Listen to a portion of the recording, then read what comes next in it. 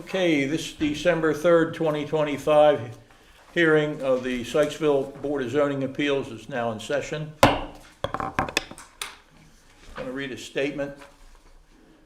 As a preliminary matter, our town attorney, Alyssa Levon, has submitted a letter to the Board of Zoning Appeals that was dated October 21st this year, challenging the board's jurisdiction to hear.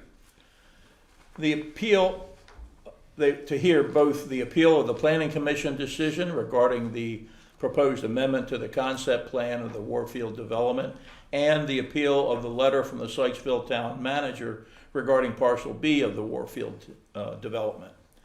So Mr. Bowersox here, representing the developers of Warfield, has submitted a memorandum in opposition to Ms. Levon's positions. Tonight, the board will hear oral arguments from both Ms. Levon and Mr. Bowersox, and we request each argument be no more than about 10 minutes in length. At the conclusion of the oral arguments, the board will go into a closed session to confer with counsel regarding the legal issues presented to these matters. So right now, we're ready to hear the Ms. Levon's argument, or Mr. Bowersox, whichever goes first. It doesn't matter to me. All right, Ms. Levon. Ms. Levon will present her argument. And that said, I'm not going to repeat what is in the letter that I submitted. I don't want to waste anybody's time. You've all had it now for a period of time, and I'm certain you've been able to read it. So I just want to address some things that were raised in the memoranda that I received on Monday. Excuse me, just one second, if I may. I understand that by proceeding in this way, we're hearing Ms. Levon's objections with regard to both cases. And the memorandum I filed on behalf of each of them, but we're hearing them together. Yeah, well, I'll clarify that, yes, Mr. Bowersox, that's correct, that for purposes of this particular issue, that is the jurisdictional issue, Ms. Levon raised the issue as to both cases. Yes. You addressed in your memorandum both of the cases as well. I think for purposes of time and instead of getting up, getting down, I think it's fair to say that Ms. Levon can address both of the cases in hers, as you will be able to in your presentation as well. I just wanted to make clear that this is not a consolidation per se of the two separate cases. No, it will not be a... Merely for expedience or That's whatever you correct. want to call it, that Yeah. we're proceeding like this. That's correct. Okay. Thank you. I'm sorry. No, that's fine. So as I say, I'm not going to repeat what's I submitted in writing, but I'm just going to address the memoranda that were submitted by the applicant. And there were two separate memoranda. One had to do with the appeal of the act of the action of the town manager, and one had to do with the question of the appeal from the planning commission. So I'm going to address the question of the appeal of the action of the town manager first. And I just want to add to the arguments in my letter to you that in response to the arguments of the applicant, that they have set up a series of what we call straw man arguments in the law. You create an argument that wasn't an actual argument, and then you knock it down. So the first one concerns whether the zoning administrator is an administrative official within the meaning of the ordinance. But of course the zoning administrator is an administrative official under the ordinance. We never said he wasn't. This action wasn't taken by the zoning administrator, it was taken by the town manager. And the town manager is not an administrative official for zoning purposes. They are two separate roles. And then the applicant calls me out for not citing the Gistrail case and asserts that the case has a definition of ministerial that favors the conclusion that the act appealed from here was not ministerial. But it doesn't say that. Gistrail uses the word ministerial act in exactly one sentence, and it says, under the circuit court's holding, this is a ministerial duty imposed as a matter of law. It is the type of duty which, under the above cited cases, is an appropriate subject for common law mandamus action. And then this is followed by another argument about whether Mr. Cosentino's act was legislative, which of course it wasn't. And we never argued that it was, and that is entirely irrelevant to what's before you.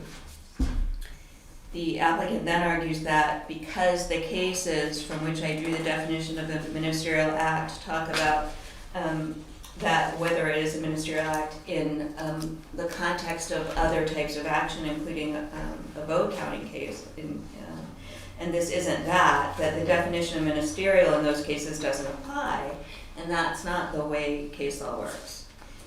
It's a difference without distinction.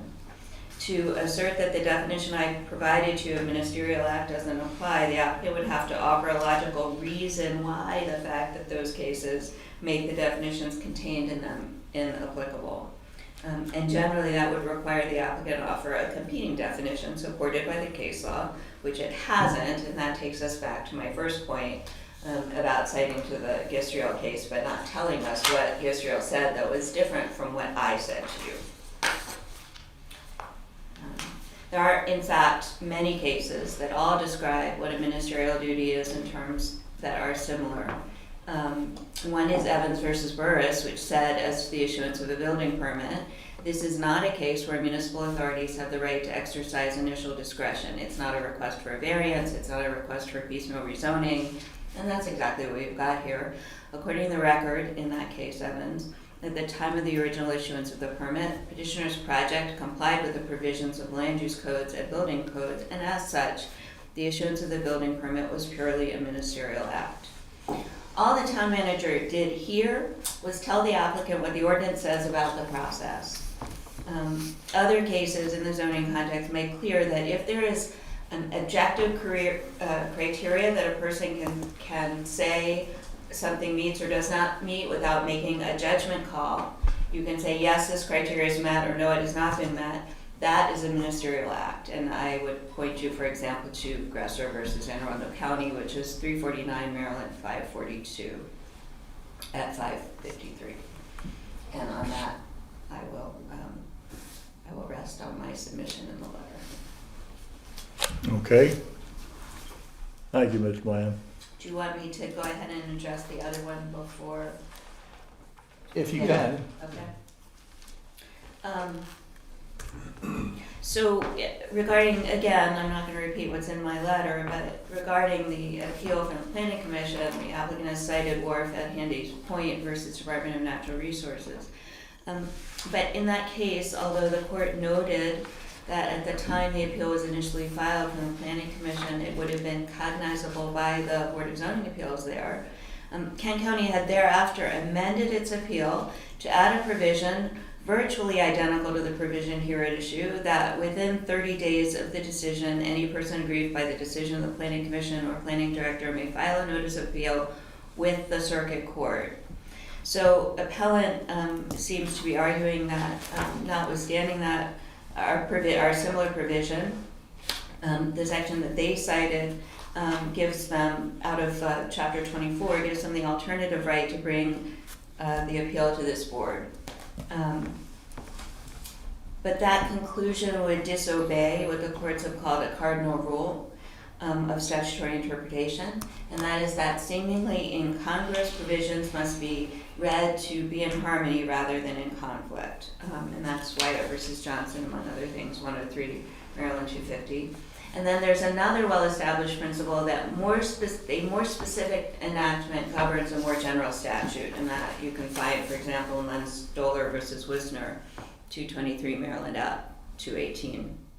In this case, the more specific provision about the PEC zone must control the general provision in an entirely different chapter of the code, particularly in light of the conclusion of the court in the Wharf at Handy's Point case. The applicant makes an argument about the distinction between the words shall and may, and whether the use of the word shall versus the use of the word may makes something mandatory as opposed to permissive. I can say that there are very few cases where the court actually holds that may is ordinarily permissive. I found only 5 that even discussed may, because most of the cases are talking about shall, whether shall is directory, And then they make the shall versus may distinction, but they're focused in those cases on the shall question, not the may question. So I only found, I said 5, but I think there were 6 going back to 1961, which is older than I am. And the most recent was just a little more than a year ago, and it noted specifically, quote, "Our precedent that may is not controlling on the mandatory or permissive nature of statute. Understanding that may, quote unquote, is susceptible to multiple reasonable interpretations, the court interpreting a section of the business regulations article in the case that I'm citing, which used the word may, held that it was not discretionary." And that's Bethesda African Cemetery Coalition versus Housing Opportunities Commission, 489 Maryland at 1. So it's well settled that the use of the term shall will sometimes be construed as merely permissive or directory. The question of construction turns upon the intent of the legislature, in this case, the city council. And the judge, in a case that was cited in that Bethesda African Cemetery case, noted, mere words do not control. The whole surroundings, the purposes of the enactment, the ends to be accomplished, the consequences that may result from one meaning rather than from another, and the cardinal rule that seemingly incongruous provisions shall be made to harmonize rather than conflict, must all be considered in determining whether particular words have a mandatory or directory effect ascribed to them.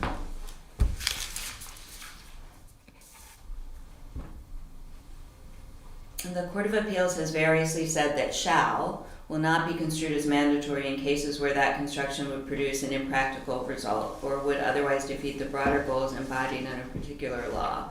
Moreover, whether statute is considered a mandatory or directory must be ascertained from the provisions of the statute itself, and a construction that is internally inconsistent must be avoided. So the fact that the provision that the applicant is pointing to uses the word may in that particular context is not dispositive of whether that provision overrules the more specific provision that in the PEC zone these appeals go to the circuit court. And I think that when you read those in light of the conclusion in the Wharf's case that the applicant cited, you would come to the conclusion that this appeal that the appeal for the planning commission goes to the circuit court and not to this body.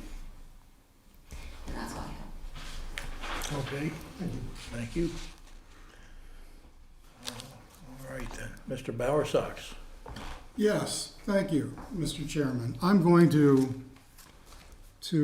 mirror Ms. Levan's sequencing. I'll also take the Thrive appeal first. That is the appeal of the decision of the zoning administrator. Okay. So I'm not even going to address the straw man discussions. But the focus, it seems, is that Mr. Cosentini's decision was a ministerial decision, and therefore something that cannot be appealed under the town code.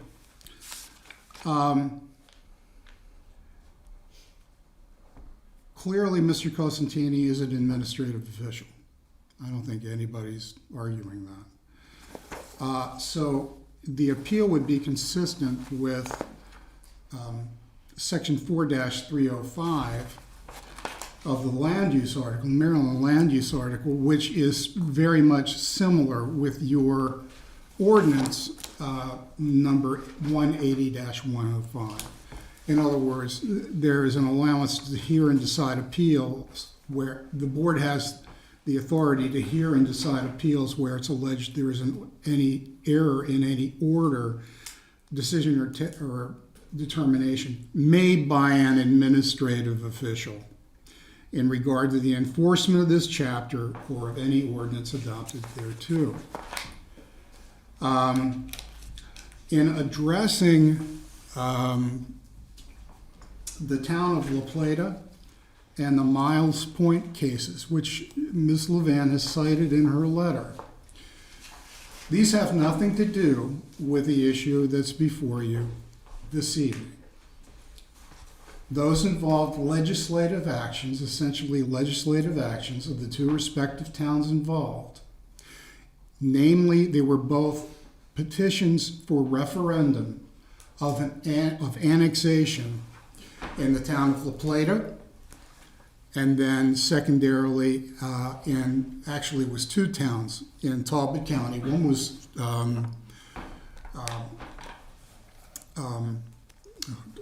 Miles River, what's the matter with me?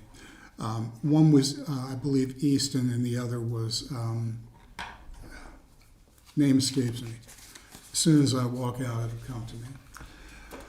But those questions have to do with a challenge to a annexation by referendum. That is a state statutory process. You can find it now in the local government article. And there's certain requirements that you have to adhere to. It has nothing to do with what may be appealable to a Board of Zoning Appeals. Annexations are not appealable to a Board of Zoning Appeals.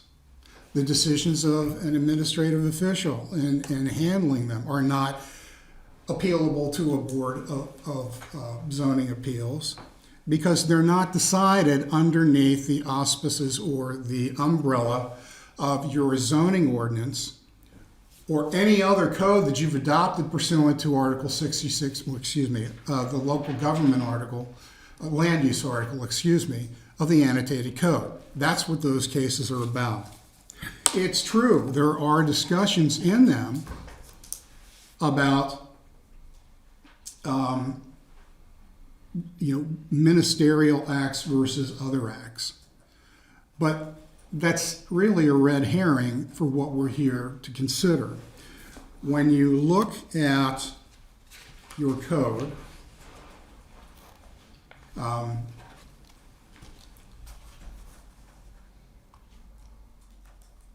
Code 180-107 provides that an appeal to the board may be taken by any person aggrieved by any decision of the zoning administrator.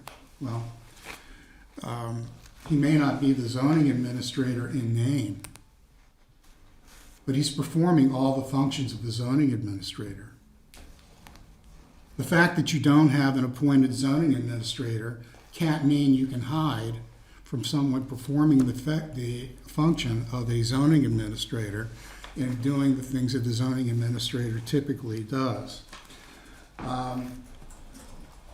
It's also consistent with the board's rules of procedure. When they talk about applications to the board, your Rule 3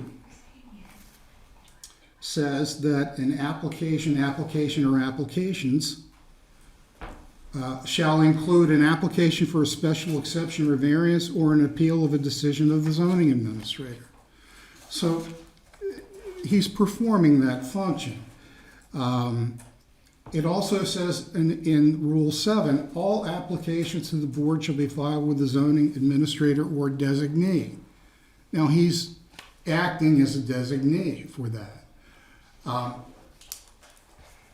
You can't avoid this relationship and this function by not designating him a zoning administrator in title. So when we talk about the La Plata and Miles Point properties, we're talking about a state process for annexation of municipalities expanding its borders through the legislative process of annexing neighboring property, not zoning question. The Gisriel case, I mention that merely because it happened to be also addressed in the town of La Plata case, and it gave us an example of what a ministerial act is. Now, that doesn't change the fact that the town of La Plata was actually an annexation, but it talks about it, a ministerial act in an annexation context being the kind of thing where you're counting signatures on a petition for referendum. You're taking some steps to, in that case in Gisriel, Ocean City received a referendum to challenge an annexation. The state code says you have to have 20% of the qualified voters of the municipality sign a petition for a referendum. But they never went and purged their voting rules currently to find out how many real qualified voters there were in Ocean City at the time. And the court said that they had to do it, and that the function of doing the counts is a ministerial action. That's the purpose. Let's look at what Mr. Cosentini actually did. In his letter of August 28th, he was responding to mine of August 21st, which I provided you a copy of. There were some pretty specific requests made of Mr. Cosentini at the time to look at certain facts and look at certain circumstances. And we made it clear that this isn't a PEC approval situation under 144, but we were filing an individual site development plan, which is actually covered by section 180-143 of your code by virtue of a pattern book. And you have that pattern book, and the pattern book is mentioned in my August 21 letter. That pattern book, if you go to page 2, it describes a process. And the process says you do a PEC approved plan, you do a PEC concept plan, a PEC preliminary plan. Then you move to the individual site plan.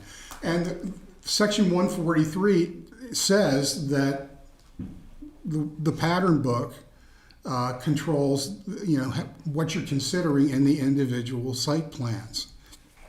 Pardon me. In his decision, contrary to it being a ministerial decision, Mr. Cosentini indicated that the concept site plan that was shown in the conditional use, because we never got to submit a site plan to start the process. He's looking at the BZA's, your April 29 concept plan, has been shown through the conditional use approval process, proposes modifications of internal roadways and parcel entryways that are different than the approved preliminary PEC plan. You saw that approved PEC plan when we were before you in April, I believe. You certainly saw the concept plan. And if there's changes, then he's saying if there's changes, these changes can affect the design and functionality of environmental features across the larger Warfield development. The only way we can find out if any of those circumstances exist is to do a site plan review so that we can figure out which of those features may need to be addressed. So there's this circular argument that if you want to come in after you've gotten an approved conditional use, unanimously recommended by your planning commission, that you somehow have to go back to the beginning. Mr. Barasaks, I think you're getting into the substance of the appeal. Well, I'm just illustrating what my request was about and what his decision was about. He is making site-specific determinations based on speculation about what a site plan for a particular individual parcel's development is going to show. And this is more than a ministerial act. This is more like a quasi-judicial act or an administrative act. With respect to the appeal of the Planning Commission's, I think it was July 7th, decision denying the concept plan amendment. Wharf at Handy, it's interesting, Ms. Land says there's a cardinal rule of statutory construction that you don't want to have anything interpreted in such a way that two provisions are incongruous.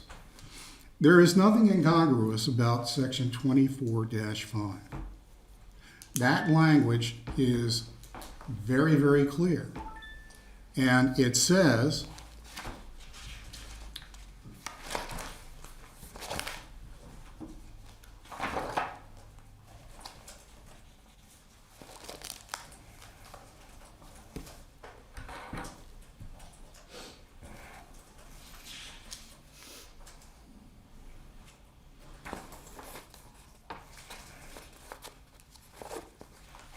excuse me.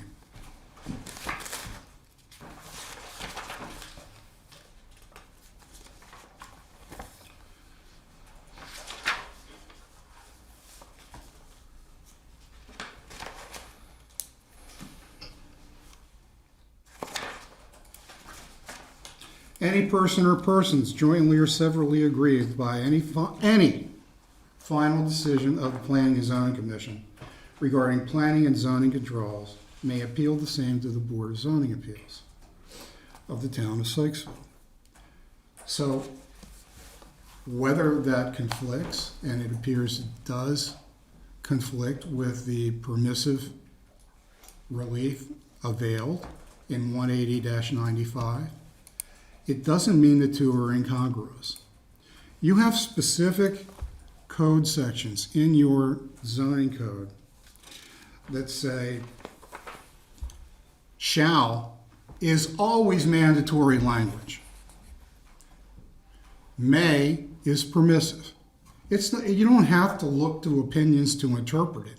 Your code provides that guidance in the code. 180-95 says may appeal to the circuit court. 24-5, which happens to deal solely with the Planning Commission and its power and authority, an appeal of a planning administration dealing with a zoning or planning matter may be appealed to the Board of Zoning Appeals. Now, if you follow what Ms. Levan was saying, you have the incongruous result of being forced to ignore the clear language of 24-5 in order to accommodate 180-95. Whether we like it or not, it appears that someone who is aggrieved by your planning commission, as your code is currently written, we didn't write it, has the option of taking an appeal either to the circuit court or to this board. I mean, there's no more magic about it. I'm sure you may have encountered other circumstances where you've had cases before you where you've seen that the terms of your zoning code or maybe other codes have provisions that seem not to mesh or maybe even contradict each other. But may is permissive. May means you may bring an appeal, and in this case, we may bring an appeal to the Board of Zoning Appeals. Pardon me. Shall, if 180-95 had said shall, then that would be mandatory. And you would have a problem with interpretation in that situation. You don't here. There is an election of forums for relief. And I know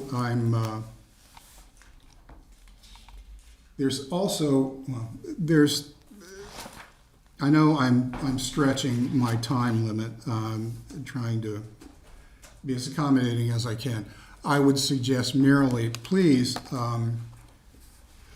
I'd like to incorporate by reference the terms of the two memoranda I filed. And please take a look at the Wharf versus Handy case, because it is not necessarily as Ms. Levan suggests to you. You'll notice as you read that case that not only did the court conclude that a zoning administrator a planning commission is a administrative official for purposes of an appeal to the Board of Zoning Appeals, generally under state law. There's some discussion in there about whether a local legislature can deviate from the authority conferred by the state law, which opens the opportunity to appeal those kinds of decisions to a Board of Zoning Appeals. But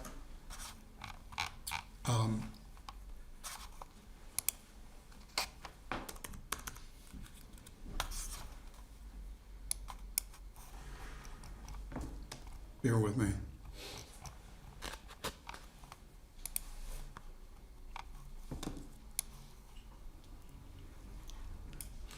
Worf at Handy's Point also talks about how not only that court opinion concludes that a planning commission is an administrative official for purposes of an appeal to a board, but the opinion cites to Attorney General's opinions of the Attorney General, which are in agreement with that decision. And there's another case in there, Howard Research, which I've mentioned, that's discussed in there as well, that does similarly. I'd encourage you to be sensitive to what that case actually says. And with that, I'll close. Thank you very much. I just have a short rebuttal to that. And first of all, I just want to make sure that, to be clear, that I was not suggesting there is no zoning administrator or that Mr. Casantini is not the zoning administrator. My point was that he wears two hats, and that in writing the letter, he was wearing the town manager hat as he signed the letter, and that was because there had been no application submitted that required action from him as the zoning administrator. They weren't asking for an administrative adjustment, they weren't asking for an interpretation of the zoning ordinance or any of the other things that might come to you on appeal when he's wearing his zoning administrator hat. He was just sending back a letter that said, here's the process, you said you want to do this, here's the process that you have to do it by. And that is utterly ministerial. It wasn't quasi-judicial, it wasn't legislative, it wasn't any of those things. It was just, here's what the code says. So I don't want to mislead this board that I thought there was no zoning administrator. There clearly is a zoning administrator, and it is Mr. Casantini. And then the one other point I want to address is that regard to the other matter, the Planning Commission appeal, a provision can be perfectly clear. That is not the same thing as being inconsistent with another provision. You can have two entirely clear provisions that stand on their own and are not ambiguous. The question here is, are they inconsistent with one another, notwithstanding their individual clarity? So the applicant is telling you that a person who brings an application under Chapter 180 with respect to the EC zone gets to choose where its appeal goes. Well, no, you don't get to forum shop. There's an answer. One of those provisions governs. And if you accept the argument of the applicant, then you're saying one section says you shall appeal to the BZA, and the other one says you may appeal somewhere else. Well, how can you may appeal somewhere else if shall is mandatory and the other provision says shall, right? Plainly, you have two inconsistent provisions.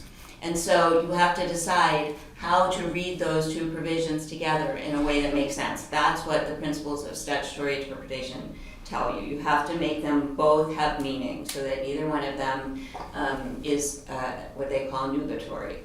And in order to do that, the correct interpretation I have proffered is that the general provision has to be subordinated to the specific provision which pertains to the application before you tonight. If I may.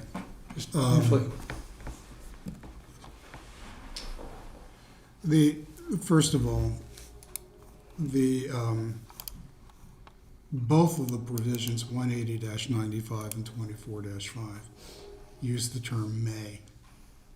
I was using the example of one that may be shall and another may for argumentative purposes.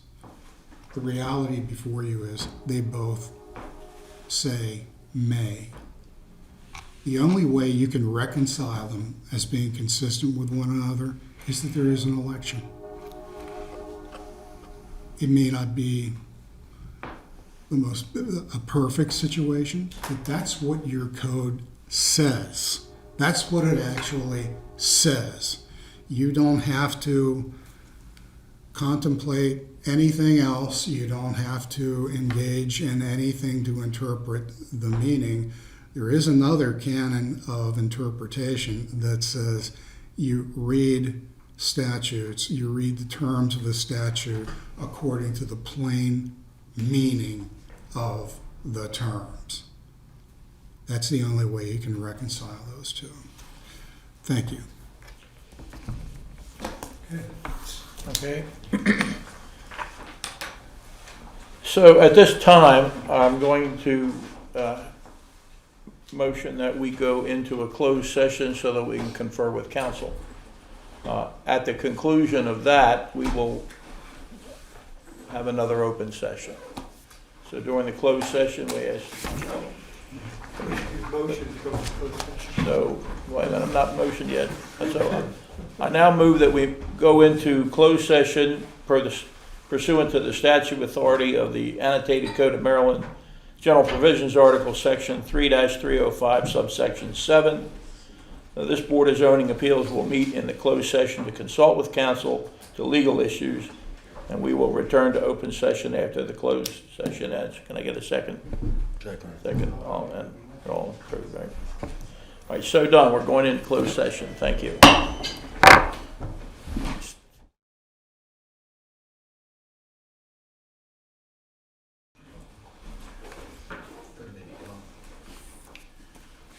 Okay, the open session is now back in session. The board has determined that we do have jurisdiction.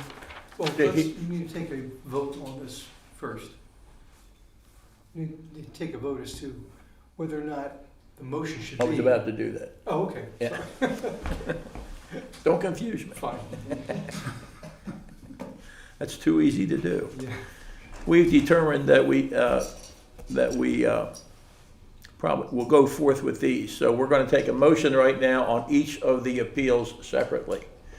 I move that we do have the jurisdiction to hear the Planning Commission appeal, which we will do at a later date, and there will be a written determination explaining our decision for this matter at a later date. The record will be left open for that later date when the case will be heard. So, anybody second that motion? Second it? All those in favor? All right. So that has been, we have determined, it is moved that we do have the jurisdiction to hear the Planning Commission appeal at a later date to be determined. Secondly, for the appeal of the town manager letter, I move that we have determined that we do have jurisdiction to hear that appeal. So, and that will also have a written determination explaining that decision.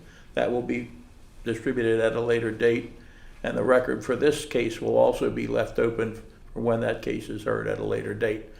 Second? Seconded. All those in favor? Aye. All right, so that has been determined.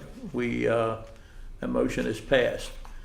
We will hear both of these cases at later dates, and there will be a written determination to be distributed explaining that decision. And we will, I guess, deal with dates and times. Yes. I'll be here for another 3 hours to determine dates, all right? Well, from an advertising standpoint, do we want to try to pick a date so that we can announce it? As soon as we can, yes. Right. But there's a lot of calendars to coordinate, so Yeah.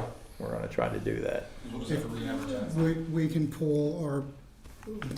I can poll our people to get you dates that may be available. If you have any you wanna, What I'm saying is, we'll just have to re-advertise everything.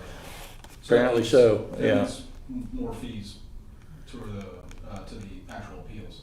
may I ask, do you have to re-advertise them if this is basically, Well, I would say this, would it be continued? if it's going to be continued to a specific date and we determine that Okay. tonight, then I don't think it has to be re-advertised. That's right, but what Okay. I'm understanding is we're not picking a date tonight. Well, that's what I want to know. If you're not, then then I would agree it needs to be. That's what I'm saying, it's like, I understand. if we pick a date tonight, then no, we don't have to re-advertise.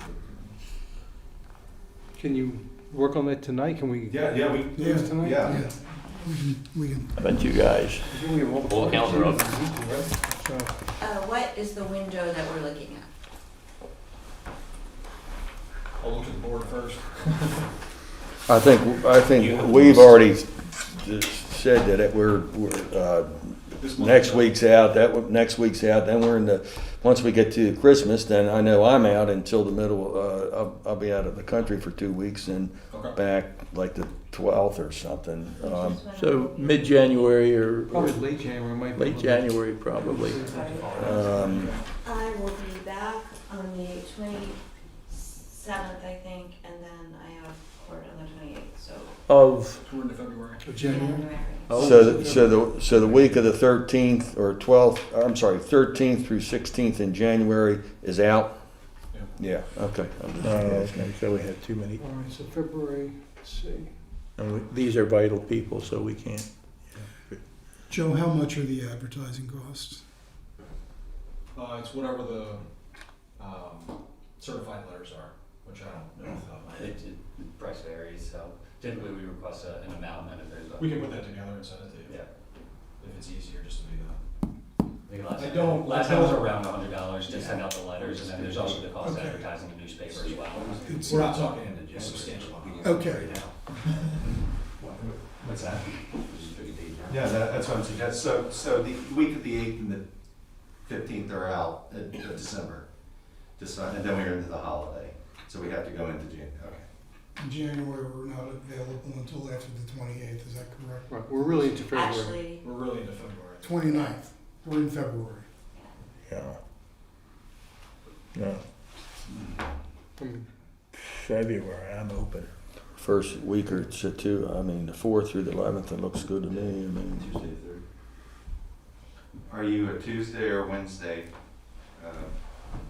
Is that preferable, the 3rd or the 4th? I can't do the 3rd. the 4th would be, I mean, I It would don't want it all revolve around me, but I'm Fourth is just okay saying with what I got. I'm okay with the 4th. Works for me too. 4th, it's been here. Wednesday, February 4th. Anybody can't make it the 4th? I'm looking right now.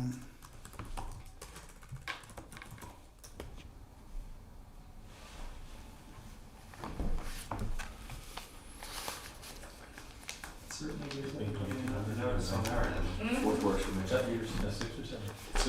6 o'clock? Yeah. We like 6 Yeah, o'clock. 6, We like yeah, 6. we Yeah, like that 6. works. Not so much, but I'll leave earlier. It'll still be Leave dark. at noon, Alyssa.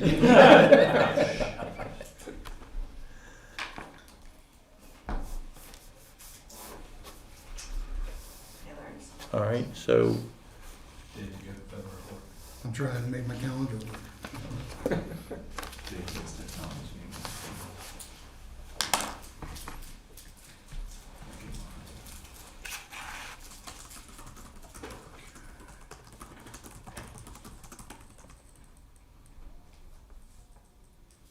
Here we go, February. Did you say the 3rd is out, the 4th? Yeah, It's the 4th. Yeah, we can try that. Try that or we So settle it said, Words are important. February 4th, 6 o'clock. I've come to doubt my technological skills, but Shall be. it looks okay. I wasn't gonna say. Thank you, Steve.